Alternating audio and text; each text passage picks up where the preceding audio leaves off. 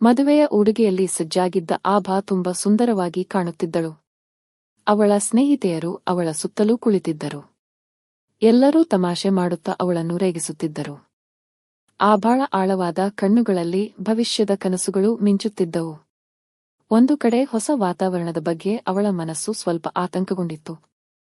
ಆದರೆ ಮತ್ತೊಂದೆಡೆ ತನ್ನ ಗಂಡನೊಂದಿಗೆ ಪ್ರೀತಿಯ ಕ್ಷಣಗಳನ್ನು ಕಳೆಯುವ ಕಲ್ಪನೆಯಿಂದ ಅವಳು ರೋಮಾಂಚಿತಳಾಗುತ್ತಿದ್ದಳು. ಆಗ ಹೊರಗಡೆ ಮೆರವಣಿಗೆ ಬರುವ ಸದ್ದು ಕೇಳಿಸಿತು. ಅವಳ ಗೆಳತಿಯರು ಹೊರಗೆ ನೋಡಲು ಹೋದರು. ಇಲ್ಲಿ ಆಭಾಳ ಹೃದಯದ ಬಡಿತ ಹೆಚ್ಚಾಯಿತು. ಸ್ವಲ್ಪ ಸಮಯದ ನಂತರ ಅವಳ ತಾಯಿ ಕೋಣೆಗೆ ಪ್ರವೇಶಿಸಿ ಅವಳ ಹಣೆಯ ಮೇಲೆ ಕೈಯಿಟ್ಟು, ಮಗಳೇ, ನಿನ್ನ ಜೀವನದಲ್ಲಿ ಒಂದು ಹೊಸ ಅಧ್ಯಾಯ ಆರಂಭವಾಗಲಿದೆ. ಒಂದು ವಿಷಯವನ್ನು ಯಾವಾಗಲೂ ನೆನಪಿಡು, ಬೇರೆಯವರ ಮಾತನ್ನು ಕೇಳಿ ನಿನ್ನ ಸಂಸಾರದಲ್ಲಿ ಎಂದಿಗೂ ಬಿರುಕು ತರಬೇಡ. ಯಾವಾಗಲೂ ನಿನ್ನ ಗಂಡನಿಗೆ ಬೆಂಬಲವಾಗಿರು. ಅತ್ತೆ ಮನೆಯಲ್ಲಿ ಎಲ್ಲರಿಗೂ ಗೌರವ ಕೊಡು ಎಂದರು. ಆಭಾ ನಿಧಾನವಾಗಿ ತಲೆಯಾಡಿಸಿ ಸಮ್ಮತಿಸಿದಳು. ತವರುಮನೆಯಿಂದ ದೂರವಾಗುವ ಯೋಚನೆಯಿಂದ ಅವಳ ಕಣ್ಣಲ್ಲಿ ನೀರು ಬಂದಿತು. ಆಗ ಕಮಲಾಳಿಗೆ ದುಃಖ ಉಂಟಾಗಿ ಅವರ ಕಣ್ಣುಗಳಿಂದಲೂ ನೀರು ಜಾರಿತು. ಅಷ್ಟರಲ್ಲಿ ನಗುತ್ತಾ ಖುಷಿಯಿಂದ ಗೆಳತಿಯರು ಕೋಣೆಗೆ ಬಂದು ವರನ ಬಗ್ಗೆ ಮಾತನಾಡಲು ಪ್ರಾರಂಭಿಸಿದರು. ಆಗ ವಾತಾವರಣ ಸ್ವಲ್ಪ ಹಗುರಾಯಿತು. ಕೆಲವೇ ಗಂಟೆಗಳಲ್ಲಿ ಎಲ್ಲಾ ವಿಧಿವಿಧಾನಗಳೊಂದಿಗೆ ಆಭಾ ಈಗ ಆದಿತ್ಯನ ಹೆಂಡತಿಯಾಗಿದ್ದಳು. ಬೆಳಿಗ್ಗೆ ಅವಳನ್ನು ಬೀಳ್ಕೊಡಲಾಯಿತು. 2 ಗಂಟೆಗಳ ಪ್ರಯಾಣದ ನಂತರ ಆಭಾ ತನ್ನ ಅತ್ತೆ ಮನೆಗೆ ತಲುಪಿದಳು. ಅತ್ತೆ ಮನೆಯಲ್ಲಿಯೂ ಬಹಳಷ್ಟು ಶಾಸ್ತ್ರಗಳನ್ನು ಮಾಡಬೇಕಾಯಿತು. ಅದರಿಂದ ಅವಳು ತುಂಬಾ ಸುಸ್ತಾದಳು. ಮಧ್ಯಾಹ್ನ ಅವಳ ಅತ್ತೆ ಅವಳನ್ನು ವಿಶ್ರಾಂತಿ ಪಡೆಯಲು ಒಂದು ಕೋಣೆಗೆ ಕರೆದುಕೊಂಡು ಹೋದರು. ಅಲ್ಲಿ ಇನ್ನೂ ಕೆಲವು ಮಹಿಳೆಯರು ಕುಳಿತಿದ್ದರು. ಆಭಾ ಸ್ವಲ್ಪ ಮುಜುಗರಪಟ್ಟಳು.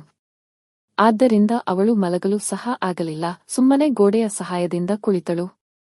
ನಿಧಾನವಾಗಿ ಸಮಯ ಕಳೆಯಿತು. ರಾತ್ರಿ ಅವಳ ಅತ್ತೆ ಊಟದ ತಟ್ಟೆಯನ್ನು ತೆಗೆದುಕೊಂಡು ಬಂದು, ಊಟ ಮಾಡು ಸೊಸೆ ಎಂದರು. ಅವಳಿಗೆ ಹಸಿವಾಗಿತ್ತು. ಆದ್ದರಿಂದ ಅವಳು ಸುಮ್ಮನೆ ಊಟ ಮಾಡಲು ಪ್ರಾರಂಭಿಸಿದಳು. ಸಂಕೋಚದಿಂದ ಅವಳು ಏನನ್ನೂ ಕೇಳಲಿಲ್ಲ. ಆದರೆ ಊಟದ ಪದಾರ್ಥಗಳು ಹೆಚ್ಚಾಗಿದ್ದರಿಂದ ಅವಳ ಹೊಟ್ಟೆ ತುಂಬಿತು. ತಡರಾತ್ರಿ ಕೆಲವು ಹೆಂಗಸರು ಅವಳನ್ನು ಹನಿಮೂನ್ ರೂಮಿಗೆ ಕರೆದುಕೊಂಡು ಹೋದರು. ಆದಿತ್ಯ ಅಲ್ಲಿ ಮೊದಲೇ ಇದ್ದನು. ಹೆಂಗಸರು ಅವಳನ್ನು ಅಲ್ಲಿ ಬಿಟ್ಟು ಬಾಗಿಲು ಮುಚ್ಚಿ ನಗುತ್ತಾ ಹಿಂದಿರುಗಿದರು. ಕೋಣೆಯಲ್ಲಿ ಮಂದ ಬೆಳಕಿತ್ತು.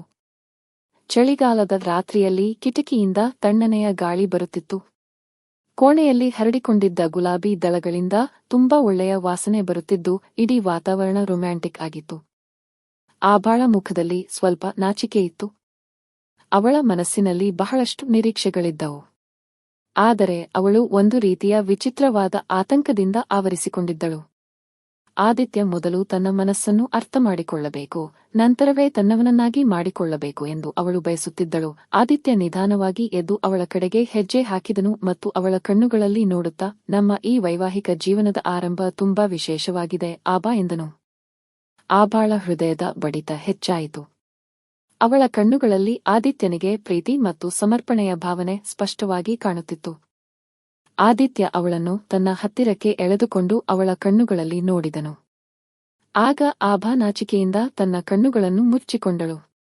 ಅವನು ಅವಳನ್ನು ಹಾಸಿಗೆ ಮೇಲೆ ಕೂರಿಸಿ, ನೀನು ತುಂಬಾ ಸುಂದರವಾಗಿದ್ದೀಯಾ ಎಂದನು. ಆಭಾ ನಾಚಿ ತನ್ನಷ್ಟಕ್ಕೆ ತಾನೇ ಕುಗ್ಗಿದಳು. ನಿಧಾನವಾಗಿ ಆದಿತ್ಯ ಅವಳ ಹತ್ತಿರ ಬರುತ್ತಾ ಹೋದನು. ಇಬ್ಬರೂ ತಮ್ಮ ಸಂಬಂಧಕ್ಕೆ ಹೊಸ ಆರಂಭವನ್ನು ನೀಡಿದರು. ಮಾರನೇ ದಿನ ಮೊದಲ ಅಡುಗೆಯ ಶಾಸ್ತ್ರ, ಕುಲದೇವರ ಪೂಜೆ, ಹೀಗೆ ಬಹಳಷ್ಟು ಕೆಲಸಗಳಿದ್ದವು. ಇದರ ಜೊತೆಗೆ ಆದಿತ್ಯ ಹನಿಮೂನ್ಗೆ ಪ್ಯಾಕಿಂಗ್ ಮಾಡಲು ಹೇಳಿದ್ದನು. 2 ದಿನಗಳ ನಂತರ ಅವರು ಹನಿಮೂನ್ಗೆ ಹೊರಟರು. ಹನಿಮೂನ್ಗಾಗಿ ಅವರು ಗೋವಾಗೆ ಹೋದರು. ಸಮುದ್ರ ತೀರದಲ್ಲಿ ಅವರು ಒಬ್ಬರ ಕೈಯನ್ನು ಇನ್ನೊಬ್ಬರು ಹಿಡಿದು ತಿರುಗಾಡುತ್ತಿದ್ದರು.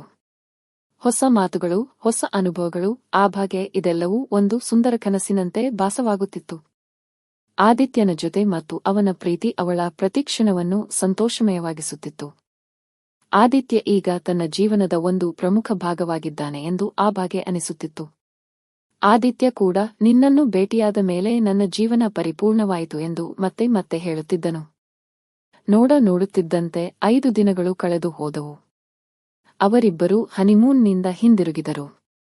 ಆಭಾಳ ಮನಸ್ಸು ಸಂತೋಷದಿಂದ ತುಂಬಿತ್ತು. ತನ್ನ ಅತ್ತೆ ಮನೆಯ ಹೊಸ ಜವಾಬ್ದಾರಿಗಳನ್ನು ತೆಗೆದುಕೊಳ್ಳಲು ಅವಳು ಸಿದ್ಧಳಾಗಿದ್ದಳು. ಈ 5 ದಿನಗಳಲ್ಲಿ ಆದಿತ್ಯ ಹೇಗೆ ತನ್ನ ಮೇಲೆ ಪ್ರೀತಿ ತೋರಿದನೋ ಹಾಗೆಯೇ ಜೀವನದುದ್ದಕ್ಕೂ ಪ್ರೀತಿ ತೋರಿಸುತ್ತಾನೆ ಮತ್ತು ಪ್ರತಿ ಹೆಜ್ಜೆಯಲ್ಲೂ ತನ್ನ ಜೊತೆ ಇರುತ್ತಾನೆ ಎಂದು ಅವಳು ಭಾವಿಸಿದ್ದಳು. ಆದರೆ ಮನೆಗೆ ಕಾಲಿಡುತ್ತಿದ್ದಂತೆ ಅವಳ ನಿರೀಕ್ಷೆಗಳಿಗೆ ಒಂದು ಆಘಾತ ಉಂಟಾಯಿತು. ಅವಳ ಅತ್ತೆ ಅಹಲ್ಯ ಮೊದಲ ದಿನ ಸೊಸೆಯ ಮೇಲೆ ಅಷ್ಟು ಕಠಿಣವಾಗಿರಲಿಲ್ಲ, ಆದರೆ ಈಗ ಅವರ ವರ್ತನೆ ತುಂಬಾ ಕಠಿಣವಾಗಿ ಕಾಣುತ್ತಿತ್ತು. ಮನೆಗೆ ಕಾಲಿಡುತ್ತಿದ್ದಂತೆ ಆದಿತ್ಯ ವಾಶ್ರೂಮಿಗೆ ಹೋದನು. ಆಗ ಅತ್ತೆ ಸೊಸೆಗೆ ತಿವಿಯುವಂತೆ, ಆಬಾ, ಸುತ್ತಾಡುವುದು ಮುಗಿದಿದ್ದರೆ ಮನೆ ಕೆಲಸದ ಕಡೆ ಗಮನ ಕೊಡು. ನೋಡು, ಮದುವೆಯಾದ ಮೇಲೆ ಮನೆ ಎಷ್ಟು ಗಲೀಜಾಗಿದೆ. ಎಲ್ಲ ಸಾಮಾನು ಹರಡಿಕೊಂಡಿದೆ. ನನ್ನಿಂದಂತೂ ಏನೂ ಆಗಲಿಲ್ಲ. ನನಗೆ ತುಂಬಾ ಸುಸ್ತಾಗಿದೆ. ನೀನು ಬಂದಿದ್ದೀಯಾ? ಮನೆಯನ್ನು ಸ್ವಚ್ಛ ಮಾಡುವ ಕೆಲಸದಿಂದಲೇ ಪ್ರಾರಂಭಿಸು ಎಂದರು. ಆ ಸಮಯದಲ್ಲಿ ರಾತ್ರಿ 8 ಗಂಟೆಯಾಗಿತ್ತು. ಅದಕ್ಕೆ ಆಬಾ, ಅತ್ತೆ, ನಾಳೆಯಿಂದ ನಾನು ಎಲ್ಲಾ ಕೆಲಸವನ್ನು ನೋಡಿಕೊಳ್ಳುತ್ತೇನೆ ಎಂದಳು. ಆಗ ಅತ್ತೆ, ಇನ್ನೂ 8 ಗಂಟೆ ಅಷ್ಟೇ ಆಗಿವೆ. ನಮ್ಮ ಮನೆಯ ಸೊಸೆಯಂದಿರು 11 ಗಂಟೆ ಮೊದಲು ಮಲಗುವುದಿಲ್ಲ. ಇನ್ನು ನಿನಗೆ 3 ಗಂಟೆಗಳಿವೆ. ಬೇಗ ಕೆಲಸಕ್ಕೆ ತೊಡಗು. ಇವತ್ತಿನ ಊಟವನ್ನು ನಾನು ಮಾಡಿದ್ದೇನೆ. ನಾಳೆಯಿಂದ ನಿನ್ನ ಮನೆಯ ಕೆಲಸವನ್ನು ನೀನೇ ನೋಡಿಕೋ. ದಯವಿಟ್ಟು ನನಗೆ ಇದೆಲ್ಲದರಿಂದ ಬಿಡುಗಡೆ ಕೊಡು ಎಂದರು.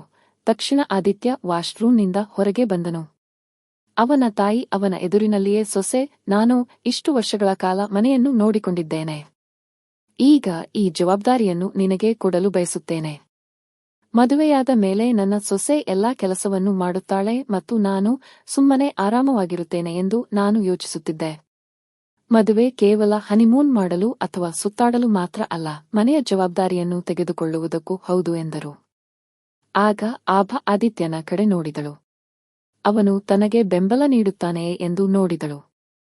ಆದರೆ ಅವನು ಸುಮ್ಮನೆ ಸೋಫಾದ ಮೇಲೆ ಕುಳಿತನು. ಜೀವನದುದ್ದಕ್ಕೂ ಜೊತೆಯಾಗಿರುವುದಾಗಿ ವಾಗ್ದಾನ ಮಾಡಿದ ವ್ಯಕ್ತಿ ಎಷ್ಟು ಬೇಗ ಬದಲಾಗಬಹುದು ಎಂದು ಆಭಾ ಯೋಚಿಸಲು ಪ್ರಾರಂಭಿಸಿದಳು.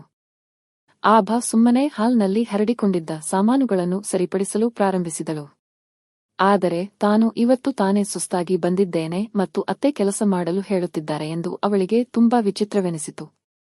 ಸ್ವಲ್ಪ ಸಮಯದ ನಂತರ ಅವಳು ತನ್ನ ಕೋಣೆಗೆ ಬಟ್ಟೆ ಬದಲಾಯಿಸಲು ಹೋದಳು. ಆಗ ಆದಿತ್ಯ ಕೂಡ ಹಿಂದಿನಿಂದಲೇ ಕೋಣೆಗೆ ಬಂದು ಅವಳನ್ನು ತಬ್ಬಿಕೊಳ್ಳಲು ಹೋದನು. ಆಭಾ ಅವನ ಹಿಡಿತದಿಂದ ಬಿಡಿಸಿಕೊಂಡು, ಇದೆಲ್ಲ ಏನು? ಅತ್ತೆ ನಿನ್ನ ಎದುರಿಗೆ ನನ್ನೊಂದಿಗೆ ಯಾವ ರೀತಿಯಲ್ಲಿ ಮಾತನಾಡುತ್ತಿದ್ದರು? ನೀನು ಅವರಿಗೆ ಏನೂ ಹೇಳಲಿಲ್ಲ ಏಕೆ? ಎಂದು ಕೇಳಿದಳು. ಆದಿತ್ಯ ನಿಧಾನವಾಗಿ, ಅಮ್ಮನ ಎದುರಿಗೆ ನಾನು ಏನು ಹೇಳಲು ಸಾಧ್ಯ? ಎಂದನು. ಆಭಾದ ಹೃದಯ ಒಡೆಯಿತು. ತಾನು ಯಾರನ್ನು ಹೆಚ್ಚಾಗಿ ನಂಬಿದ್ದೆನೋ ಅವನು ಎಂದಾದರೂ ಅತ್ತೆ ಮನೆಯಲ್ಲಿ ತನ್ನ ಜೊತೆ ಇರುತ್ತಾನೆ ಎಂದು ಅವಳಿಗೆ ಅನಿಸಲು ಪ್ರಾರಂಭಿಸಿತು. ನಿಧಾನವಾಗಿ ಅವಳು ಆ ವಾತಾವರಣಕ್ಕೆ ಹೊಂದಿಕೊಳ್ಳಲು ಪ್ರಯತ್ನಿಸುತ್ತಿದ್ದಳು. ಒಂದು ದಿನ ಭಾನುವಾರ ರಜೆಯಿತ್ತು. ಮಧ್ಯಾಹ್ನದ ಊಟದ ನಂತರ ಆಭಾ ಅಡುಗೆ ಮನೆಯನ್ನು ಸ್ವಚ್ಛಗೊಳಿಸಿ ಕೋಣೆಗೆ ಬಂದು ಮಲಗಿದಳು. ಆಗ ಆದಿತ್ಯ ಅವಳನ್ನು ತನ್ನ ಹತ್ತಿರಕ್ಕೆ ಎಳೆದುಕೊಂಡನು. ಆಗ ಹೊರಗಿನಿಂದ ಅವಳ ಅತ್ತೆಯ ಧ್ವನಿ ಕೇಳಿಸಿತು. ಆಗ ಆಭಾ, ಬಿಡಿ, ಅತ್ತೆ ಕರೆಯುತ್ತಿದ್ದಾರೆ ಎಂದಳು. ಆಗ ಅತ್ತೆ ರಭಸವಾಗಿ ಅವಳ ಕೋಣೆಗೆ ನುಗ್ಗಿದರು. ಆಭಾ ಸೀರೆಯನ್ನು ಸರಿಪಡಿಸಿಕೊಳ್ಳುತ್ತಾ ಹಾಸಿಗೆಯಿಂದ ಎದ್ದು ನಿಂತಳು. ಆಗ ಅತ್ತೆ ಕೋಪದಿಂದ, ಆಭಾ, ನೀನು ತುಂಬಾ ಬೇಜವಾಬ್ದಾರಳು. ನಾನು ನಿನಗೆ ಇವತ್ತು ನಿಂಬೆಹಣ್ಣಿನ ಉಪ್ಪಿನಕಾಯಿ ಮಾಡಲು ಹೇಳಿದ್ದೆ. ಆದರೆ ನೀನು ಇಲ್ಲಿ ಆರಾಮವಾಗಿ ಮಲಗಿದ್ದೀಯಾ ಎಂದರು. ಆಗ ಗಂಡ ಕೂಡ ತಕ್ಷಣ ತಾಯಿಯ ಪರವಾಗಿ ಮಾತನಾಡುತ್ತಾ, ಹೌದು ಅಮ್ಮ, ಇವಳು ಈಗ ನನ್ನ ಮಾತನ್ನು ಕೇಳುವುದಿಲ್ಲ ಎಂದನು. ಆಭಾ ಆಶ್ಚರ್ಯಚಕಿತಳಾದಳು. ಸ್ವಲ್ಪ ಹೊತ್ತಿನ ಮೊದಲು ಇದೇ ಗಂಡ ತನ್ನೊಂದಿಗೆ ಪ್ರೀತಿಯಿಂದ ವರ್ತಿಸುತ್ತಿದ್ದನು. ಈಗ ತಾಯಿಯ ಎದುರಿಗೆ ಹೇಗೆ ಕಣ್ಣು ಮಿಟುಕಿಸುವಷ್ಟರಲ್ಲಿ ಬದಲಾದನು. ಸ್ವಲ್ಪ ಸಮಯದ ಹಿಂದೆ ತನ್ನ ಕಣ್ಣುಗಳಲ್ಲಿ ಮುಳುಗಿದ್ದ ವ್ಯಕ್ತಿ ಈಗ ತನ್ನ ಬಗ್ಗೆ ತಾಯಿಯ ಹತ್ತಿರ ದೂರು ಹೇಳುತ್ತಿದ್ದಾನೆ ಎಂದು ಅವಳಿಗೆ ನಂಬಲು ಸಾಧ್ಯವಾಗಲಿಲ್ಲ. ಆಭಾ ಏನೂ ಹೇಳಲಿಲ್ಲ. ಅವಳ ಮನಸ್ಸು ಸಂಪೂರ್ಣವಾಗಿ ಮುರಿದು ಹೋಯಿತು. ಈಗ ಆಭಾಗೆ ಗಂಡನೊಂದಿಗೆ ಮಾತನಾಡಲು ಸಹ ಮನಸ್ಸಾಗುತ್ತಿರಲಿಲ್ಲ. ಆದ್ದರಿಂದ ಅವರು ಜೊತೆಯಾಗಿದ್ದರೂ ಸಹ ದೂರವಿದ್ದರು. ಒಂದೇ ಮನೆಯಲ್ಲಿ ಒಂದೇ ಸೂರಿನಡಿ ವಾಸಿಸುತ್ತಿದ್ದರೂ ಸಹ ಆಭಾ ತನ್ನನ್ನು ಗಂಡನಿಂದ ದೂರ ಮಾಡಿಕೊಂಡಳು. ರಾತ್ರಿ ಕೂಡ ಅವನು ಪಕ್ಕದಲ್ಲಿ ಮಲಗಿದ ತಕ್ಷಣ ಸುಮ್ಮನೆ ಇನ್ನೊಂದು ಕಡೆ ತಿರುಗಿ ಮಲಗುತ್ತಿದ್ದಳು. ಒಂದು ದಿನ ಆದಿತ್ಯ ಬೇಸರಗೊಂಡು ಅವಳನ್ನು ಕೇಳಿದನು, ಆಭಾ, ನೀನು ನನ್ನಿಂದ ಏಕೆ ದೂರವಾಗಿದ್ದೀಯಾ? ಮೊದಲಿನ ಹಾಗೆ ಮಾತನಾಡುವುದಿಲ್ಲ ಎಂದನು.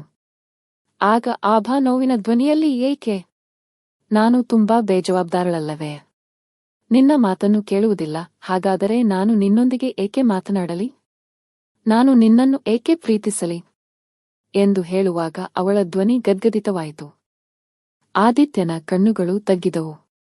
ಆಗ ಆಭಾ ಮುಂದೆ ಹೇಳಿದಳು, ಅತ್ತೆ ನನಗೆ $1,00,000 ಕೊಟ್ಟರೂ ಸಹ ನೀನು ನನ್ನ ಪರವಾಗಿ ಎಂದಿಗೂ ಮಾತನಾಡುವುದಿಲ್ಲ. ಸರಿ, ನೀನು ಅವರ ಎದುರಿಗೆ ಮಾತನಾಡದಿದ್ದರೂ ಪರವಾಗಿಲ್ಲ, ಆದರೆ ಕನಿಷ್ಠ ಪಕ್ಷ ಅವರ ಎದುರಿಗೆ ನನ್ನ ಬಗ್ಗೆ ದೂರು ಹೇಳಬಾರದಿತ್ತು. ಇದು ಯಾವ ರೀತಿಯ ಪ್ರೀತಿ? ಕೋಣೆಯ ಹೊರಗೆ ಇತರ ಜನರ ಎದುರಿಗೆ ಮಾಸಿ ಹೋಗುತ್ತದೆಯಲ್ಲ ಎಂದು ಹೇಳಿ ಮತ್ತೆ ಇನ್ನೊಂದು ಕಡೆ ತಿರುಗಿ ಮಲಗಲು ಪ್ರಯತ್ನಿಸಿದಳು. ಆಗ ಆದಿತ್ಯನಿಗೆ ಆಘಾತವಾಯಿತು. ಅವನು ಹೆಂಡತಿಯನ್ನು ಪ್ರೀತಿಸುತ್ತಿದ್ದನು. ಆದರೆ ತಾಯಿಯ ಎದುರಿಗೆ ಹೆಂಡತಿಯ ಜೊತೆ ಇರಲು ಹೆದರುತ್ತಿದ್ದನು. ಏಕೆಂದರೆ ತಾಯಿ ತನ್ನನ್ನು ಹೆಂಡತಿಯ ಮಾತನ್ನು ಕೇಳುವವನು ಎಂದು ಕರೆಯುತ್ತಾರೇನೋ ಎಂದು ಅವನಿಗೆ ಅನಿಸುತ್ತಿತ್ತು. ಆದರೆ ಇಂದು ಹೆಂಡತಿಯ ನೋವನ್ನು ಅನುಭವಿಸಿ ಮತ್ತು ಅವಳ ಬೇಜವಾಬ್ದಾರಿತನವನ್ನು ನೋಡಿ ಆದಿತ್ಯನಿಗೆ, ನಾನು ಸರಿ ಇರುವುದಕ್ಕೆ ಬೆಂಬಲ ನೀಡದಿದ್ದರೆ ನನ್ನ ಹೆಂಡತಿಯ ಪ್ರೀತಿಯನ್ನು ಕಳೆದುಕೊಳ್ಳುತ್ತೇನೆನೋ ಎಂದು ಅನಿಸಲು ಪ್ರಾರಂಭಿಸಿತು. ಆದ್ದರಿಂದ ಅವನು ಇನ್ನು ಮುಂದೆ ಎಂದಿಗೂ ತನ್ನ ತಾಯಿಯ ಎದುರಿಗೆ ಹೆಂಡತಿಯನ್ನು ಕೀಳುದೃಷ್ಟಿಯಿಂದ ನೋಡಲು ಪ್ರಯತ್ನಿಸುವುದಿಲ್ಲ, ತಾಯಿಯನ್ನು ಸಂತೋಷಪಡಿಸಲು ತನ್ನ ಹೆಂಡತಿಯ ಜೊತೆಗೆ ತಪ್ಪು ಮಾಡಲು ಬಿಡುವುದಿಲ್ಲ ಎಂದು ನಿರ್ಧರಿಸಿದನು. ಮಾರನೇ ದಿನ ಬೆಳಗ್ಗೆ ಆಭಾಗೆ ಸ್ವಲ್ಪ ಜ್ವರ ಬಂದಿತ್ತು. ಆದ್ದರಿಂದ ಅವಳು ತನ್ನ ಕೋಣೆಯಲ್ಲಿಯೇ ಮಲಗಿದ್ದಳು. ಅತ್ತೆ ಕೋಣೆಗೆ ಹೋಗಿ ಅವಳಿಗೆ ಟಾಂಗ್ ಕೊಡಲು ಪ್ರಾರಂಭಿಸಿದರು. ಆಗ ಮೊದಲ ಬಾರಿಗೆ ಆದಿತ್ಯ ತನ್ನ ಹೆಂಡತಿಯ ಜೊತೆಗಿದ್ದುಕೊಂಡು, ಅಮ್ಮ, ಅವಳಿಗೆ ಜ್ವರ ಇದೆ. ಅವಳನ್ನು ವಿಶ್ರಾಂತಿ ಪಡೆಯಲು ಬಿಡು. ಉಪಹಾರವನ್ನು ನೀನೇ ಮಾಡು. ನಾನು ಕೂಡ ನಿನಗೆ ಸಹಾಯ ಮಾಡುತ್ತೇನೆ ಎಂದನು. ಮಗನ ಬಾಯಿಂದ ಈ ಮಾತನ್ನು ಕೇಳಿ ಅಹಲ್ಯ ಅವನನ್ನು ದಿಟ್ಟಿಸಿ ನೋಡಿದಳು. ಅದಕ್ಕೆ ಅವನು, ಅಮ್ಮ, ಅವಳು ಕೂಡ ಮನುಷ್ಯಳು. ಅವಳಿಂದ ಕೂಡ ತಪ್ಪು ಆಗಬಹುದು. ಅವಳಿಗೂ ವಿಶ್ರಾಂತಿ ಬೇಕಾಗಬಹುದು. ಅವಳು ಸೊಸೆ, ಅವಳಿಂದ ಯಂತ್ರದಂತೆ ಕೆಲಸ ಮಾಡಲು ನಿರೀಕ್ಷಿಸಬೇಡ ಎಂದನು. ಮಗನ ಮಾತನ್ನು ಕೇಳಿ ಅಹಲ್ಯ ಕೋಪದಿಂದ ಕೋಣೆಯಿಂದ ಹೊರಗೆ ಹೋದರು. ಆದರೆ ಈಗ ಆದಿತ್ಯ ಕೂಡ ಸರಿ ಇರುವುದಕ್ಕೆ ಬೆಂಬಲ ನೀಡುತ್ತಾನೆ ಮತ್ತು ತನ್ನ ಹೆಂಡತಿ ಕೂಡ ಮನುಷ್ಯ ಎಂದು ತಾಯಿಗೆ ಅರ್ಥ ಮಾಡಿಸಲು ಪ್ರಯತ್ನಿಸುತ್ತೇನೆ ಎಂದು ಅಂದುಕೊಂಡನು. ಆಭಾ ಗದ್ಗದಿತ ಧ್ವನಿಯಲ್ಲಿ, ಇವತ್ತು ಮೊದಲ ಬಾರಿಗೆ ನನಗೆ ಅನಿಸುತ್ತಿದೆ, ನೀನು ನನ್ನ ಜೊತೆಗಿದ್ದೀಯಾ ಎಂದು. ಇಲ್ಲದಿದ್ದರೆ ನೀನು ನನಗೆ ಬೆಡ್ರೂಮ್ನಲ್ಲಿ ಮಾತ್ರ ಪ್ರೀತಿ ತೋರಿಸಬಲ್ಲೆ ಎಂದು ಅನಿಸುತ್ತಿತ್ತು. ಬೆಡ್ರೂಮ್ನ ಹೊರಗೆ ನಿನ್ನ ಪ್ರೀತಿ ಮಾಸಿ ಹೋಗುತ್ತದೆ ಎಂದಳು. ಆದಿತ್ಯ ನಿಧಾನವಾಗಿ ಅವಳ ಕೈಯನ್ನು ಹಿಡಿದು, ನಾನು ಅಮ್ಮನ ಭಯದಿಂದ ಸುಮ್ಮನಿದ್ದು ತಪ್ಪು ಮಾತುಗಳಲ್ಲಿ ಅವರಿಗೆ ಬೆಂಬಲ ನೀಡುತ್ತಿದ್ದೆ.